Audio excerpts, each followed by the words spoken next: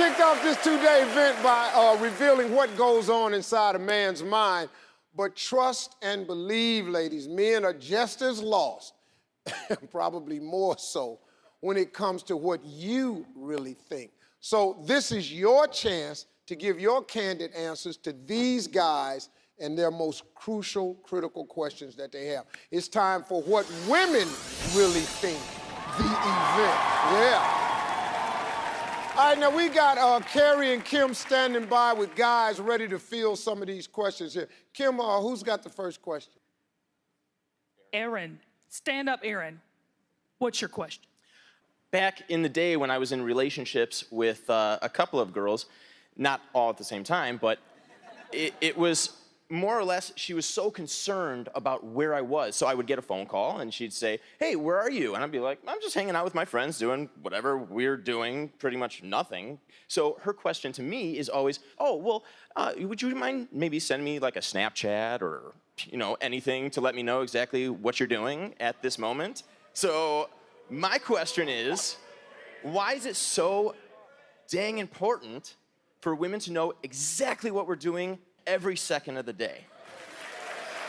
Well, this is what we did, fellas.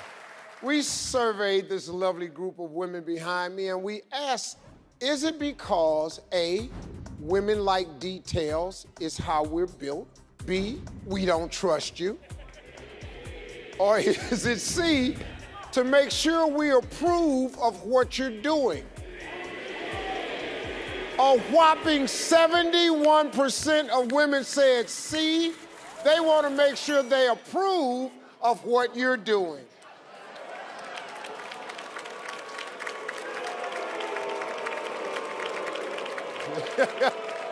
Where's Memory?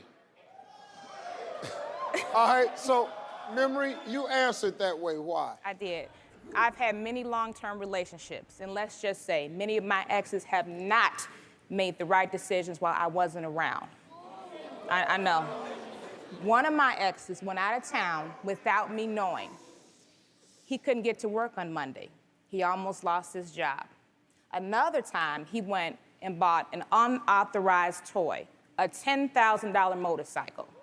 So needless to say, I needed to keep tabs on him because he was bound to do something ridiculous without my approval.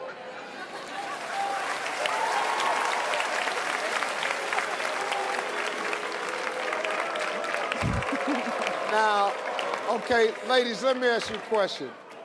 Are you curious about the grumblings that you're hearing from the 2,000 men? Yes. Okay, I think that when you answer 71% of you say it's because you want to make sure that you approve of what we're doing. They think they don't need your approval of what they're doing.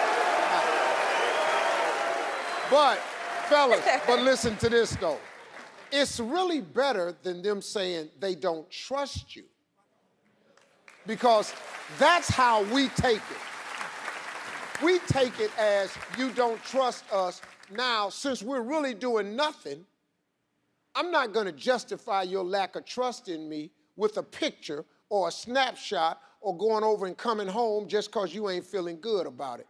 Because we don't hear, let me help you make a great decision, or is this okay? We hear, you don't trust us. And I think what they're hearing is that. You don't trust them. I think that would help out a little bit. You see what I'm saying? Okay. That makes sense. Carrie, you've got another guy who's got a question. I do. Let's find Dan. Where's Dan? Dan, you have a question for us? I do. So this is based on experience of mine as well. I was married a few years back, and everything was going really well. The relationship was awesome, and then I ended up losing my job and decided to make a career change. So money wasn't coming in as steadily as before. I couldn't get her the things that she wanted or take her out as much as we did before. And it eventually got to a point where she was distancing herself from me and kind of pushed away from the relationship and ended up in a divorce. She left. You know, I took it very seriously as far as getting through the good times and the bad, and obviously she didn't. Why do women basically give up or become distant with a guy when he struggles financially? Okay, we asked the ladies this question. Why do women lose interest when a man struggles financially? Is it A, a man is supposed to provide? Is it B, because you start to lash out at us? Or is it C, the man becomes a loser? Well, more than half of the women said it's B, because you lash out at them.